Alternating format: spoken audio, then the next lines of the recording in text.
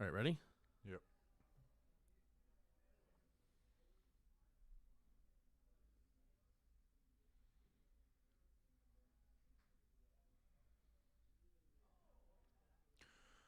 Welcome to Talking Giants, presented by SeatGeek. I'm your host, Bobby Skinner, with my co-host, Justin Pennick. And Saquon Barkley is officially signed with the New York Giants. Signed a 1 year, up to $11 million contract the day that the Giants players are reporting, and he's going to be at training camp. As we braced for a training camp full of, distraction questions, just nonstop Saquon in the background. Is he going to come back, even though we were always confident he would play week one? And that all goes for naught. And honestly, I'm not shocked that some type of deal got done, because I even floated it out there on the Friday podcast. Yeah.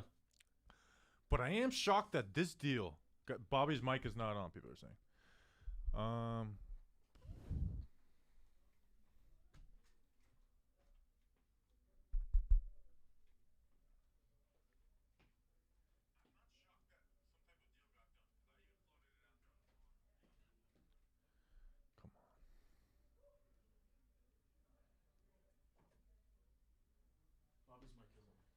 Hello.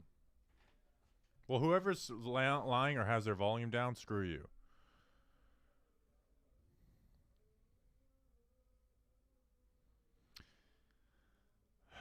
Yeah, Bobby's mic is not on. I can't. It's on just very low.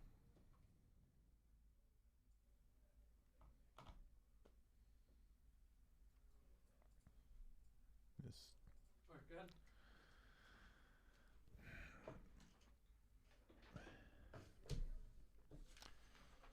All right, well, I got it.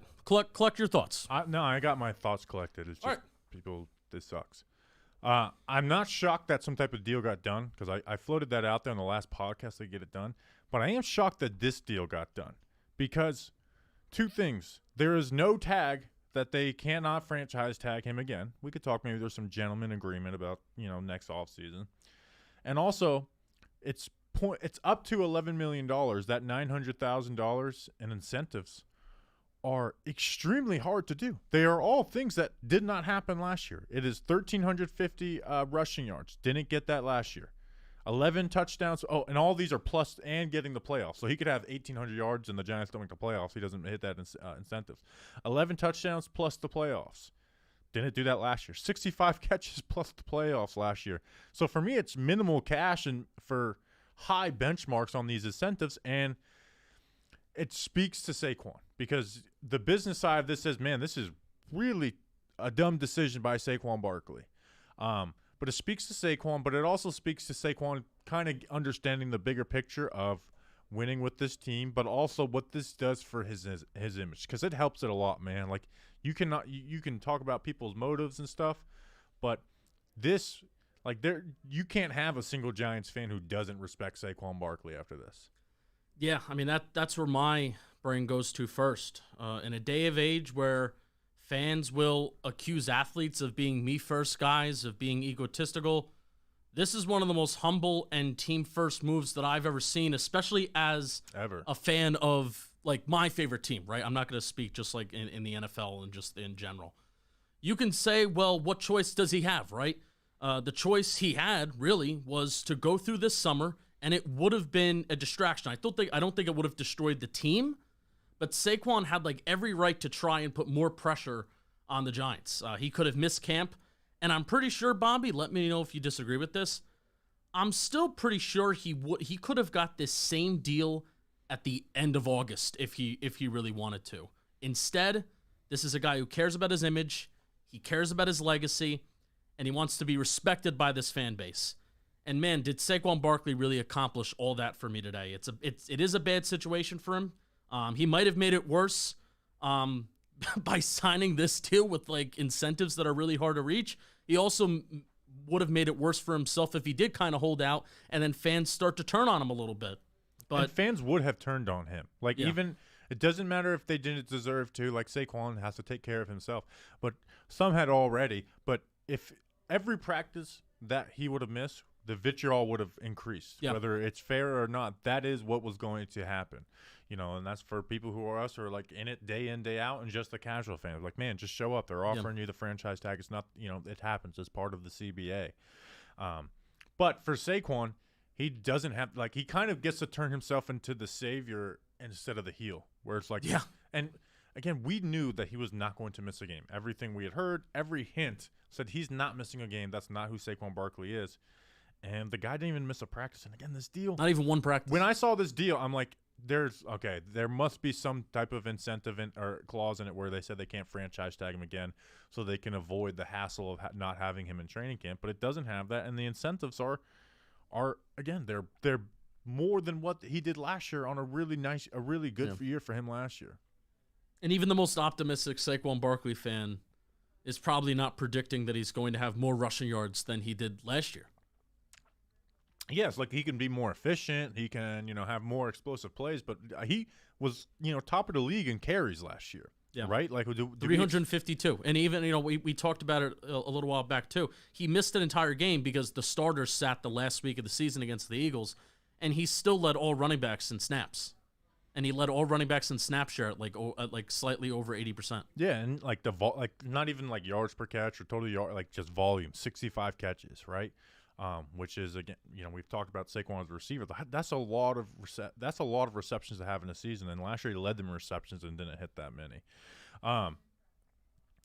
But yeah, to not even miss report day and make them sweat through a press conference. Yeah, it's like, because Joe Shane and Brian Dale were going to adjust the media tomorrow morning. To not even make them sweat that out. I thought he'd be willing to do that, and this is a Saquon move, right? This is a Saquon move. His agents didn't advise this, and maybe he's going to be done with his agency after this because we know he turned down money earlier in the bye week, and the pre-tag deadline deal, and maybe he's like, all right, I'm done. I'm showing up to camp, and so we talk about like Saquon worries about his image, and missing camp hurts that, right? And I want to talk about what Carl Banks said a little later in the podcast too. But also, like, it's just truly, I think it's who Saquon is. Like, he's sensitive, one, but he's sensitive because he cares. Like, he gives a damn. And for him to not be in training camp with his teammates, it was going to eat him alive. Yeah. He was, it was going to make his skin crawl to not be a part of a team that he had been with for 5 years. They finally go to the playoffs to make a playoff run. His friend Daniel Jones gets a contract. Sterling Shepard, his other friend, is brought back. They bring in more pieces. And he's not there for the year after. Like, that would have drove him nuts to have to sit out these 6 weeks. And honestly, I was on the train coming in. First of all, this news broke at 7 a.m., which usually you don't have a lot of breaking news happening at 7 a.m. to kind of start your day. Giants made a bunch of moves in like the morning and the early part of the afternoon that I guess we'll touch on in this show maybe. But I went back to that Money Matters clip that I was thinking about. I remember there was a certain point of that podcast where Saquon was talking about himself as a kid, playing this game and seeing people in 26 jerseys and how he takes pride in that he helps create memories for kids and fans. We've always said that this stuff matters to him, and a lot of athletes will say that it matters to them. But, man, this is a move today, an unselfish move. And, again, you could say that he had no other choice, but he did have a choice, and the choice was to not show up and not work hard for the New York Football Giants in camp. That move he made willingly on his own. But he showed today that with the move, with image, perception, respect, like that does really matter to him. We knew it mattered, but actions actually really did show that it fully matters to Saquon Barkley. Yeah, like we were talking with Weiss on Friday. It's like Weiss is like, I think he's going to show up for like some point of camp. And I was like, yeah, maybe, but there's no agent in the world who's going to tell him to do that. Which I'll be interested to see if he changes agency and what happens for him next. But I'm sure he doesn't feel great about how that all turned out. Now, do you think that because there's no tag clause, Giants can franchise tag him again? Do you think there's possibly a handshake deal though that if they are in a position to tag him, that it's a tag and trade, where they tag him and he lets him negotiate a deal with another team, essentially hit the open market, let him negotiate with another team, and then trade him for, whatever, a fourth or a fifth round pick. Yeah. I'm at the point where I hope Joe Shane and the Giants have some sort of backdoor, like, hey, we'll do this favor for you to Saquon Barkley, because at this point, Saquon and his team have taken so many L's in the in this negotiation process that I hope, like, I was even surprised to see that, the incentives. So this is from Jordan Ronan, came out like early this afternoon. The incentives don't alter Barkley's franchise tag number for next year either. It remains 120% of the $10.1 million. 2024 franchise tag for Barkley is $12.1 million. So that stays in place, and that's per Jordan Ronan. Like, I was shocked to see that, because even I was thinking, Bobby, it's like, okay, Saquon Barkley agrees to a one-year deal. You started off this morning saying, oh, it's probably going to be the fact that he agrees to the one-year deal, and then you cannot franchise tag him next year. Nope, you are allowed to franchise tag him next year. So then there was a part of me in the morning that was like, okay, so maybe with the incentives and maybe the fact that he can earn up to $11 million this year, if he earns it, then maybe that can increase the franchise tag next year to $13 million. So then $24 million through 2 years, that's like close to Christian McCaffrey and Derrick Henry guaranteed money over 2 years. So that would be sort of a win for Saquon Barkley of guaranteed cash. Nope, not even that. The 2024 franchise tag is $12.1 million. I hope that there is some sort of backdoor, like, if you want this and we have to tag you, we'll do this for you. Does that make sense? Yeah, and again, hopefully they allow him to hit the market and see what he can get. Yeah. Instead of this, oh, well, I'm worth this. Just, no, go out there and get what you can. And, I've been a big proponent of the Giants franchise tagging him this year. Very happy they did that. That was always my goal for this. I don't care what anyone says about the CBA. A second franchise tag to me is grimy. And especially after Saquon did this for the Giants. Yeah. Where it is grimy. I don't care. You can talk to me, oh, it's in the CBA. Well, you know why it's in the CBA?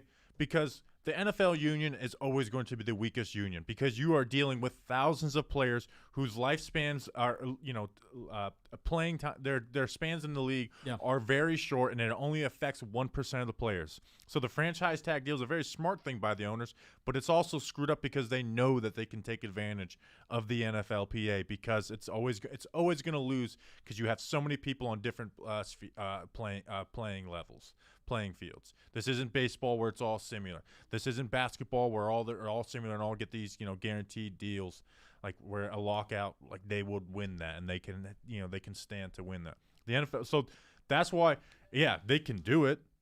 But to me, doing it a second time would be grimy, and especially after Saquon Barkley did this for the Giants. Yeah, and it helps him. And I do want to talk about what Carl Banks said. But to me, it would be grimy. I don't care if it's the right business decision. I was a huge proponent.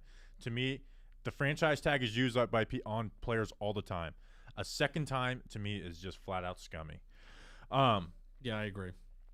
Pro Football Talk reported that they requested a trade. Who's they? The Saquon Barkley representatives. Yep. Looking, but they couldn't find any deal. Any team that was willing to give Saquon Barkley the contract that he was looking for, which was 15 to 16. Now, Saquon Barkley went on Twitter and called Cap 3 hats on it. Florio is not the most trustworthy person in the world, but I can definitely see that happening. But I also don't care, because that's part of negotiations, and they put the non-exclusive tag on Saquon Barkley, which let him go out and negotiate with teams. So even if they did, I don't view that as like, oh, Saquon was trying to get out of the Giants. I view that as a negotiating tactic from Saquon Barkley's side. Like, see, we'll show you what a team is willing to pay, and it kind of backfired on them too, where it's like, well, no team was willing to pay you what you wanted. Yeah, I can see that. I don't have like a major take away from that, because it could be true, and it could not be true. So, like I said, I don't have much of a major. Do we want to get into I have the specifics of the 1-year contract, and I also have the specifics of the incentives and like what he needs to do and what he needs to reach. Do we want to go through that? Well, yeah, it's just the 1,350 rushing yards plus playoffs, 11 touchdowns plus playoffs, and 65 catches plus playoffs. Yep. All right, so those are the incentives, and that's worth $909,000 and does not count against the 2023 cap if he reaches those things, because it's like there's like a phrase, right? There's likely to be earned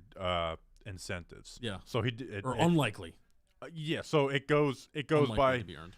likely are ones that you reached in the past season. So if it was 1250, 10 touchdowns, and 55 catches, they would all be count against the cap. But because they are marks that he didn't hit last year, they are they will not be on this year's cap. But if he does reach them, they will roll over to next year. So each incentive is $303,000 since there's 3 of them divided by 3.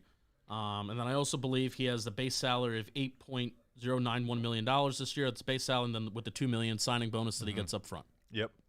Yeah, why don't you read an ad and we can talk about this, Carl Banks, and then we have some other transactions that happen. Oh, boy, I'll read an ad. And watch this.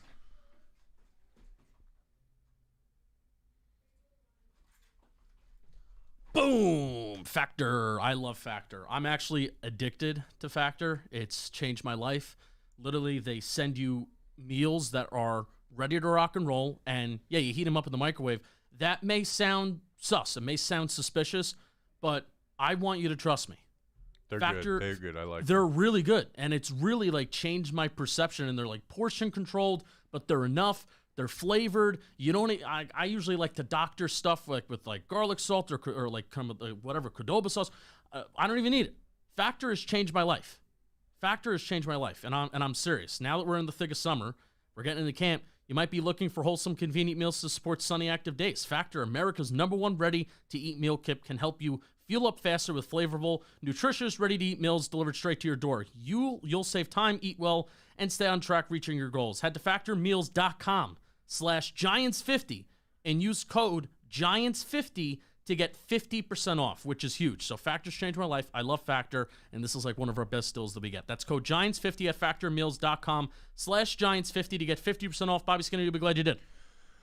So it was pretty interesting. Carl Banks had some words for Saquon.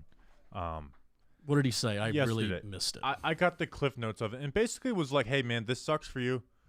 Show up.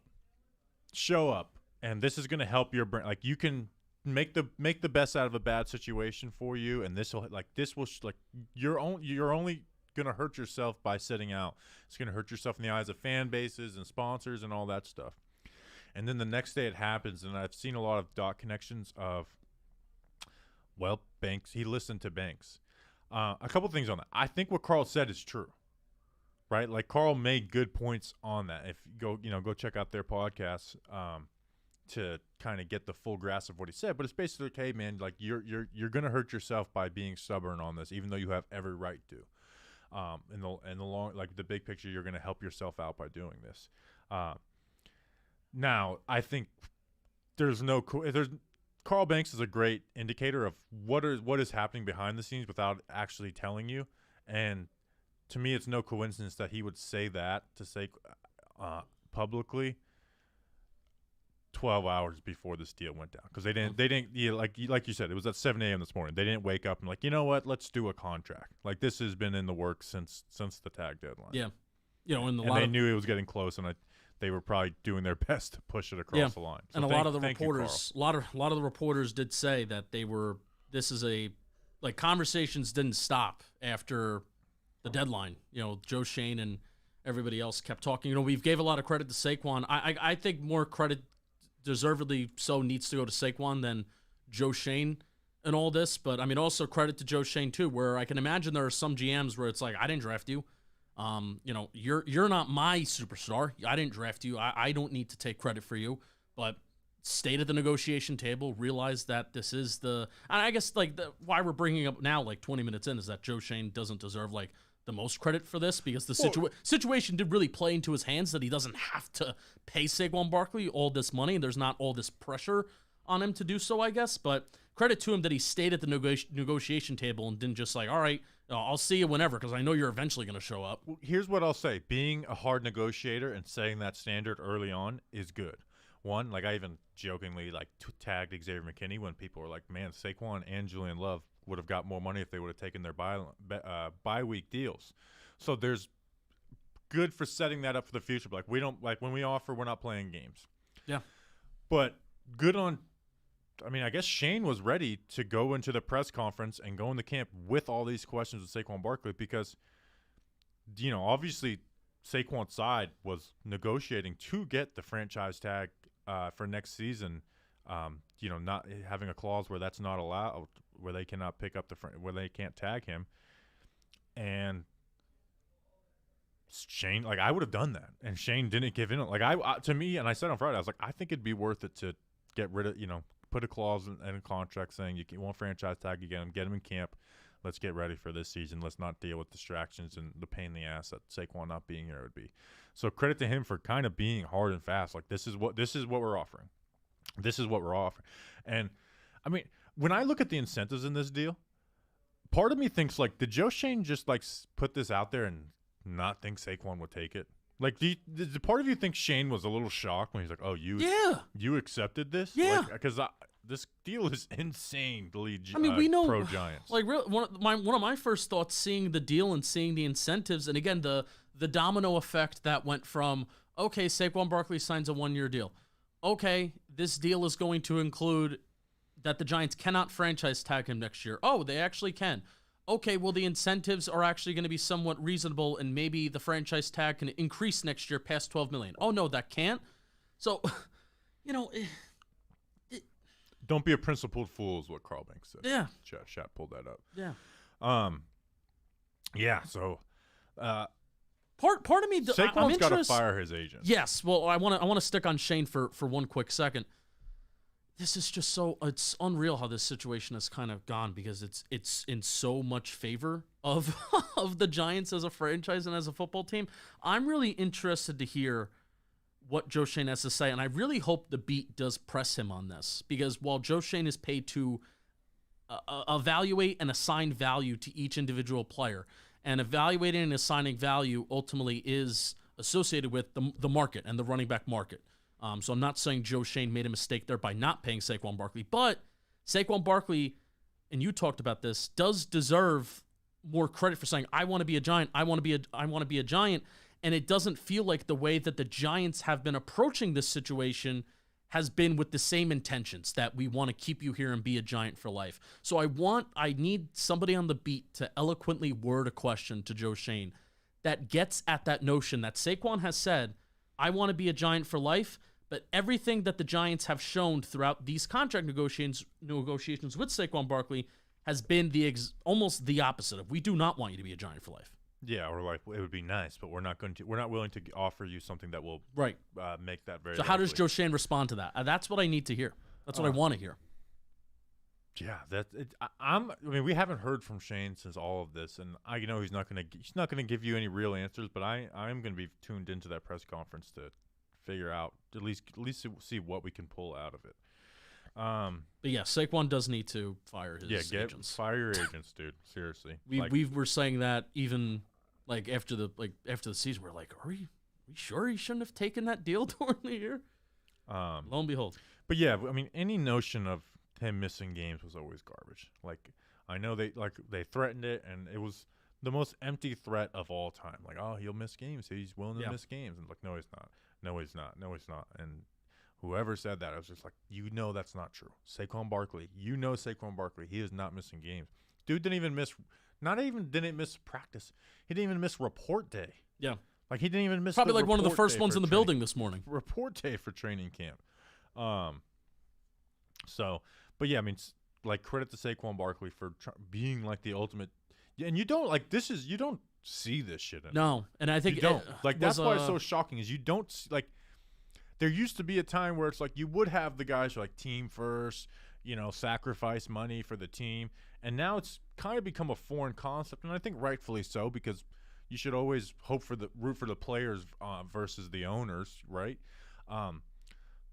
Obviously, with a salary cap, it complicates it, but you just don't see it anymore. And Saquon kind of brought that back, and all the words he's said over the last 5 years, and it's like, man, anyone can say those words. He actually lived them out with this. Yeah.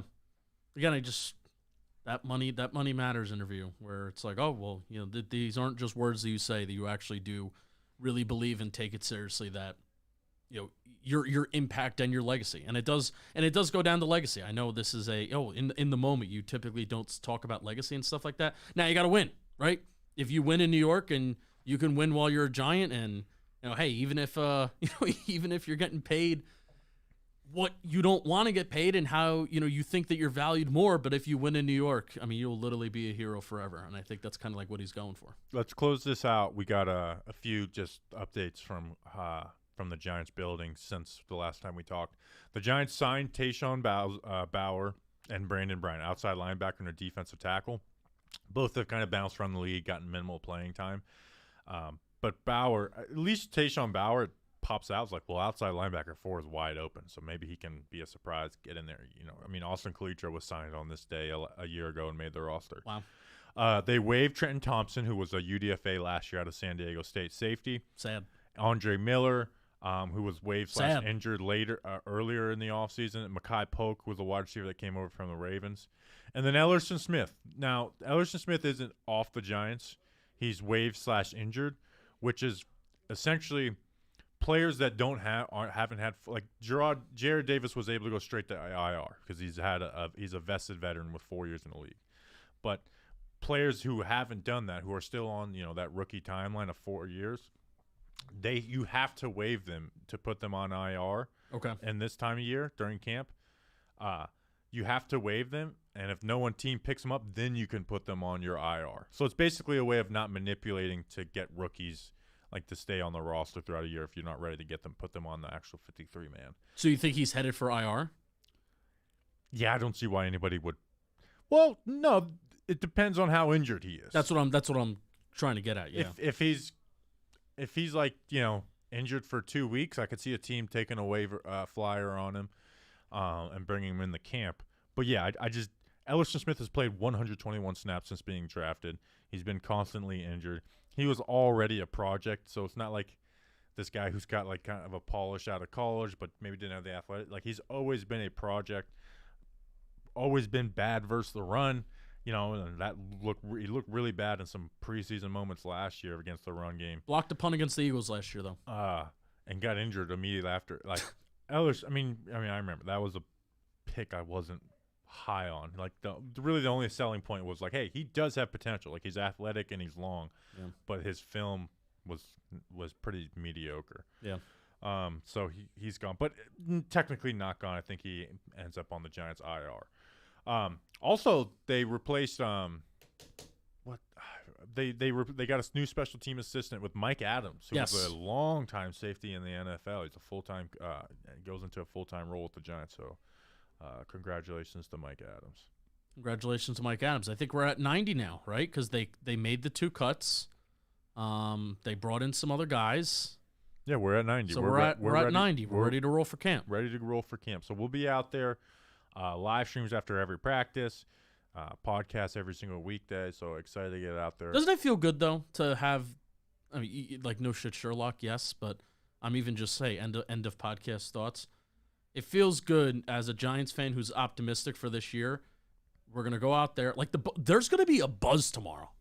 And even more so now that 2-6 is going to be out there. Oh, it's going to be insane, the fandom for Saquon tomorrow. Nothing was going to stop my excitement for training camp. But I'm even more buzzed now. Well, I was going to say, there was going to be an annoyance of training camp, though, without Saquon there. Yeah. Because, I like to watch the press conferences and get them out there. The Saquon questions would have done nothing for me after day one, but they would have continued to happen. Mm-hmm. And it would have just been a black cloud over East Rutherford. And so now it's just all right, and truly no distractions for anybody. Let's go out there and watch some football. Lock and loaded. So, all right, we appreciate you guys. We will be back tomorrow with a player profile projection and training camp live stream. We'll see you then. Until then, let's go Big Blue.